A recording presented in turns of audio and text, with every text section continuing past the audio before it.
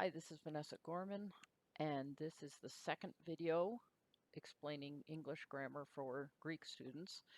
And in this video, we're going to start talking about some of the parts of speech in quite great detail, in particular the noun and the things that work like nouns, adjectives, articles, and pronouns, things that decline in Greek.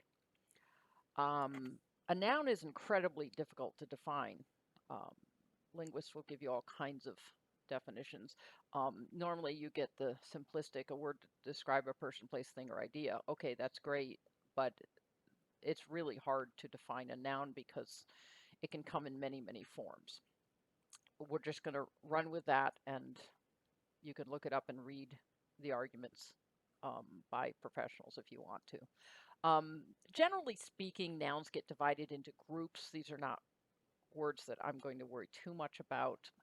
Basically, in these videos, if you see a word underlined and bold-faced, that's a word you probably ought to learn because it's going to get used a lot. But proper nouns, i.e. things you capitalize, right? People or places that are unique, Persia, Pericles, the Peloponnesian War, as opposed to mundane everyday nouns, which are everything. You'll also hear the terms concrete and abstract nouns, especially abstract nouns. That's a word I'll use now and then. These are the things that aren't something you can touch or see with the senses, right? Things like hope, love, hatred. So abstract nouns, they make a good category because in part, they tend to be feminine in Greek. So it's kind of easy to see this. You also get collective nouns sometimes, and sometimes that can mean nouns that are only in the plural and never occur in the singular, or nouns that are in the singular and don't never occur in the plural. Interestingly enough, for example, the city of Athens is only in the plural. It never occurs in the singular. So what are the characteristics of a noun? When I ask you for the morphology of a noun, I'm going to ask for number, gender, and case. That's how you decline a noun, is by changing its number, gender, and case. Number, you've got three choices. Singular, one person's doing it. Plural, multiple people are doing it. Greek has something called a dual. You won't see it very often. Homer uses it and some other, it occurs here and there. And mostly you'll see it and say, that looks strange, and realize there's two subjects and say, oh, it's probably the dual. Or you'll see the morphology that identifies it as a dual. It just simply means there are two subjects. Simple enough. Gender, like many languages, it has a masculine, a feminine, and a neuter, and the forms vary for them. Case is something that we've mostly gotten rid of in English. We have a certain amount of genitive, which is to say possession, but mostly we deal with these things with prepositions. Greek uses the different cases with or without prepositions. So we're going to go through the different cases in Greek. Pre-Indo-European had 8 cases. We know that because Sanskrit has 8 cases. Greek is down to 5, and of those 5, the vocative, which is for direct address, is not worth memorizing. It's so simple to identify it when you see it because it will say, "Oh, Socrates, what are you doing?" Not worth memorizing vocative. One thing I want to do in this class is to memorize things that are worth memorizing, things that you see all the time. The normal case endings are things you will want to memorize because this is an important element of Greek that will save you a lot of time and energy. So, all right, let's do this. What are the nouns in this sentence? So I've already got the verbs marked from before. So now go through and pull out everything you think is a noun, not a pronoun, not an article, not an adjective, but a noun itself in all the various forms. And so pause it for a minute and then go forward. Okay, so here's your nouns. We have the proper nouns. There's a lot of proper nouns here. Tissaphernes, Alcibiades, Sardis, Athenians, Mentitheus, Caria, Sardis, Klezomenai. The king. In Greek, when you see the king capitalized, it always means the Persian king, the great king. Trireme, offerings, gifts. Those are all things, right? days, war, horses, escape, night. These are all the nouns in the sentence. So that's easy enough, right? Okay. In English, we figure out what they're doing by the order in the sentence. In Greek, you figure out what they're doing by the case they're in. And so I'm going to go through the 4 cases, in Greek and talk about the main uses. There's lots of other little tiny uses. There's a reason the grammar book is 1.5 inches thick. But the main uses will cover the vast majority of examples that you're going to come across. Okay, so these are the things you should be thinking about and the phraseology you should be keeping in your head so that when I say something like place to which, you understand what I'm talking about. So the main case in Greek usually begins with the nominative. The paradigm of a noun starts with the nominative.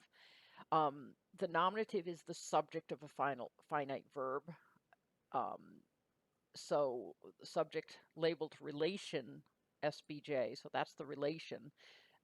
This verb in the nominative hangs on a finite verb that is the predicate or part of a subordinate clause. That's the most common use for the nominative. You also have something called a predicate nominative or predicative nominative, a PNOM, which is after a copular verb. That is, if you have a verb to be or to become or similar. Ralph is an elephant. Both sides are equal in value, so they are both put into the nominative case. All right? That's simple enough. That's where most of your nominatives are going to be. It's not a difficult concept. But then we get into what we call the oblique cases. And typically we go nominative, genitive, dative, accusative.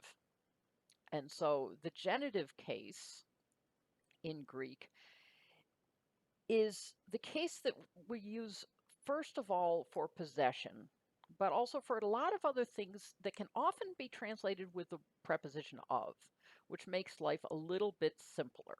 So possession is the most straightforward use of the genitive. Pete's book, the book of Pete. But there are a lot of other things that genitive can be used for. For example, what we call the genitive of material or the partitive genitive. A piece of pie, right? You translate it with of, it works really well. One of the men would be partitive, part of the whole, right? We use it for quality or price. A woman of good character, a bribe of 60 drachmas, right? In judiciary terms, the penalty, the charge is always in the genitive case. You accuse someone of murder, you get the penalty of exile. We use it for comparison. Adam is taller than Fred, right? So Fred would be in the genitive next to a comparative adjective, taller. It can be used for cause, not so often, but sometimes. I'm envious of your new car. Verbs like envy, admire, hate, pity take a genitive after them to complete their meaning. A very common meaning of the genitive is what we call separation or place from which. Now, this can be with or without a preposition, but if you leave from some place, you're going to have that place in the genitive. If you are separated from some possession, you will be in the genitive. Interestingly enough, you also rule over someone in the genitive case. So you are king over people in the genitive case. But then time and place are what you really want to keep an eye on because they occur all the time. In the genitive, time and place represent within which. So during the day, within the summer, in the next few hours. So it's a time frame or a place. They were looting in Caria, somewhere vaguely within Caria, would be put in the genitive case. Okay, so those are the main uses of the genitive. It doesn't usually cause much trouble. The dative case has absorbed a lot of the meanings that used to be instrumental and locative, place where, used to be separate cases in Indo-European. Its very basic meaning is the indirect object, what we would say the to or the for. John gave a gift to Charlie, right? It's also used for instrument.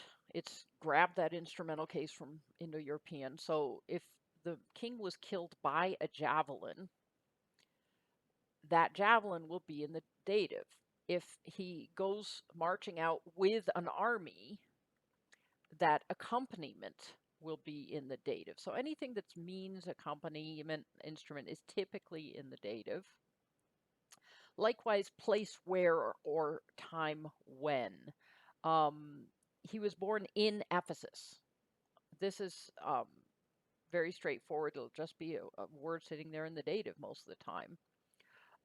It can be degree of difference, dative degree of difference, later by 7 days. So we would say 7 days later, but they'll say later by 7 days, longer by a mile, right?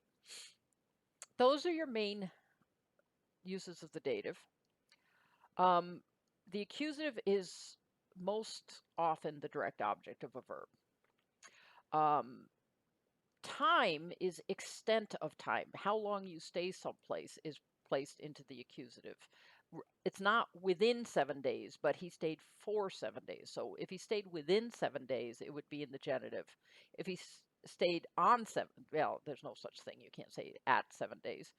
At the 7th day, that would be in the dative. And then extent of time for 7 days. Likewise, they traveled for 70 stades. Extent of space.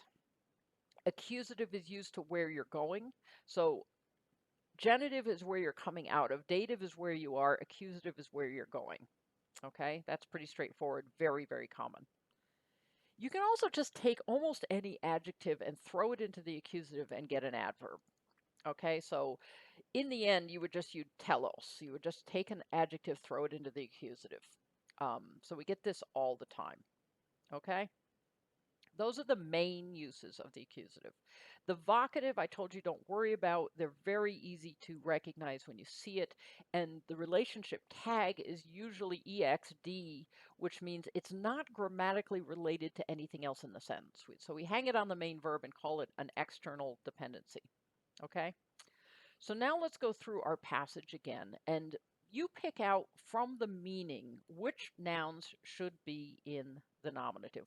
Which ones are the subjects of verbs? All right, so Tissaphernes is the subject of came. Alcibiades is the subject of the subordinate clause verb. Tissaphernes again, the king ordered, Alcibiades and Mantithias provided, so they're the main verb of the provided, but also who had been taken prisoner. That would also be in the nominative because it's functioning as a predicate nominative. He is in the state of having been taken prisoner. So that would be in the nominative unless the word was part of one big verb that means to take prisoner. Okay? In English, that would be a predicate nominative, however. All right, so which verbs would be genitive? Hard to see the yellow, but that's okay. It's hard to get contrasting colors.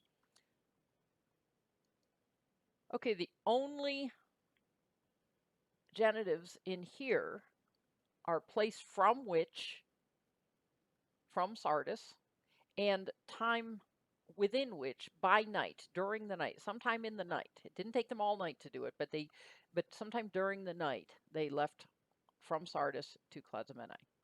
So, okay, now which are going to be datives?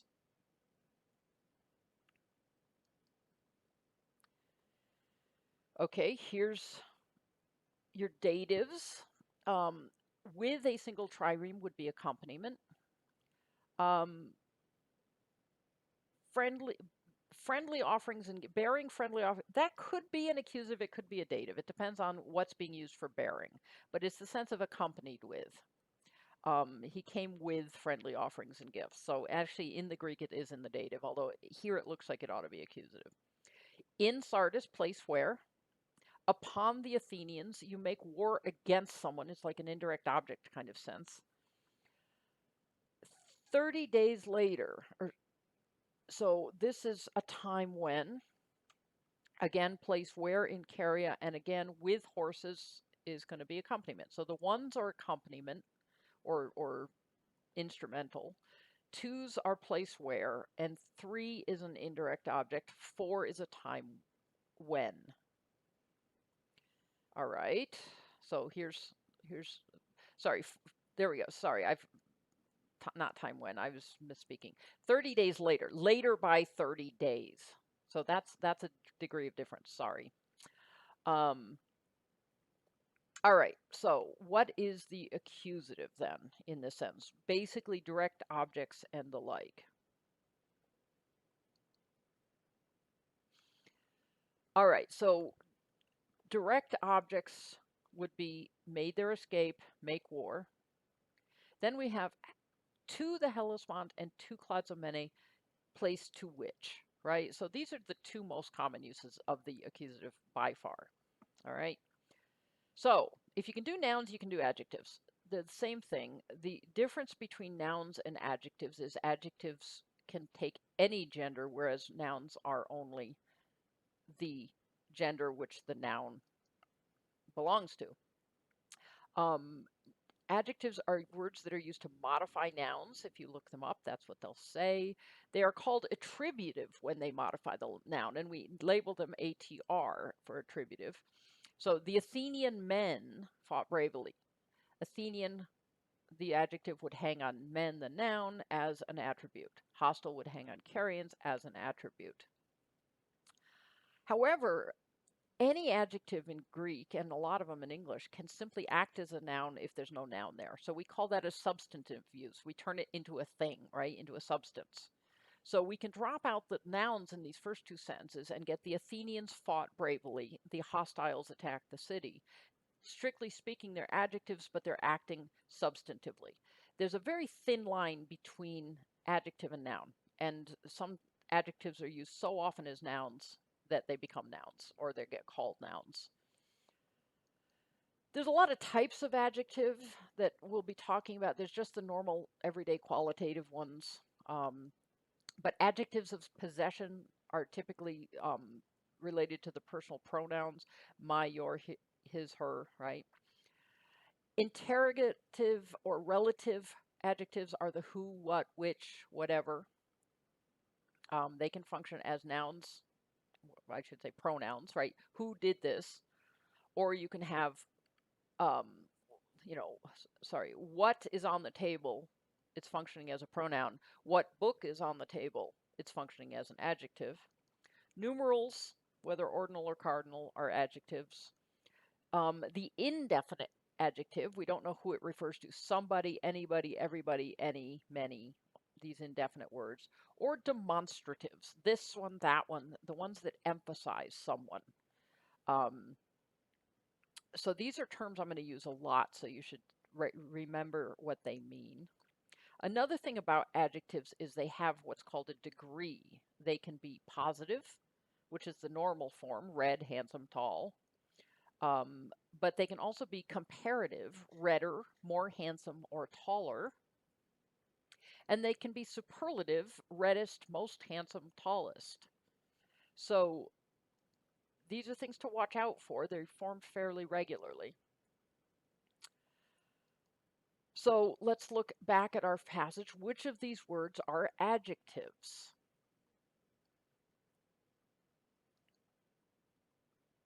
Okay, single trireme, 30 days, friendly offerings. So we don't have too many adjectives in here. Now, what nouns do they modify? Single modifies trireme, friendly, the offerings and gifts, 30 the days. Good. All right, what about articles? Technically speaking, they are demonstrative adjectives, but generally Greek treats them differently. And by article, I mean the word the.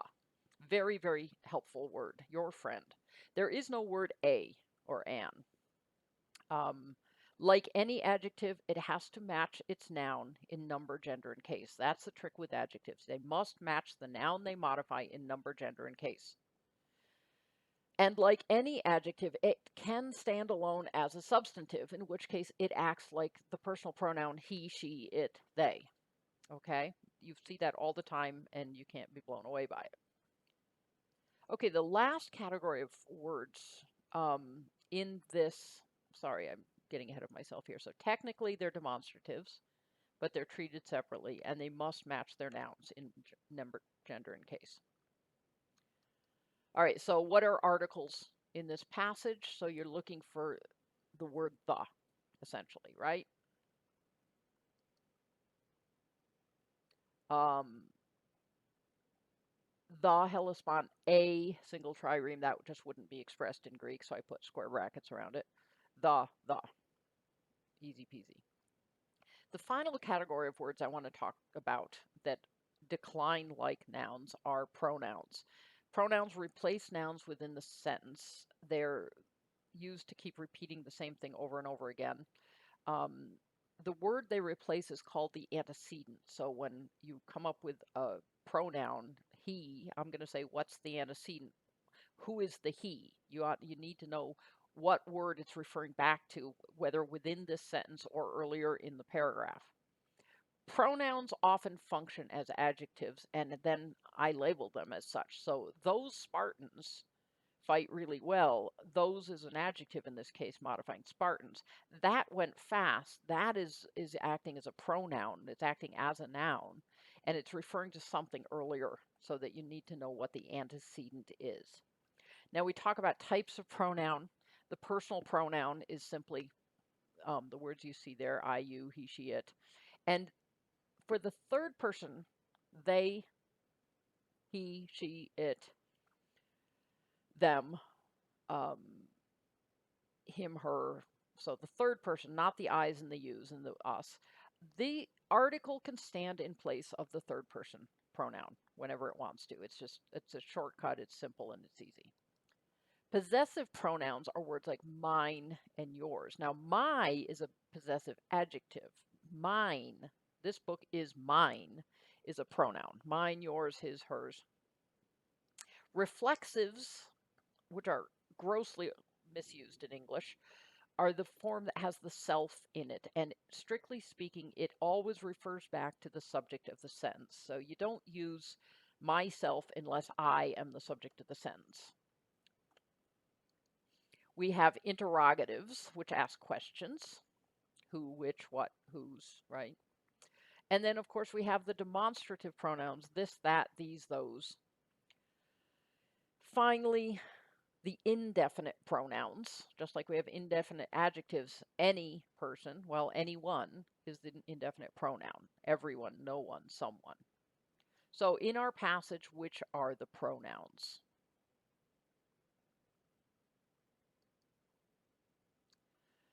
This, him, him, him, themselves, and their. And what kind of pronouns are they? Well, the number one is a demonstrative, this. All the number twos are personals, mostly he. Yeah, so him.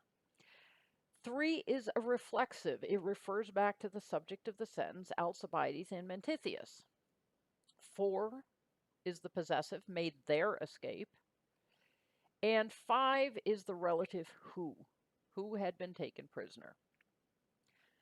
So that gets you through the things that conjugate in a simple sentence.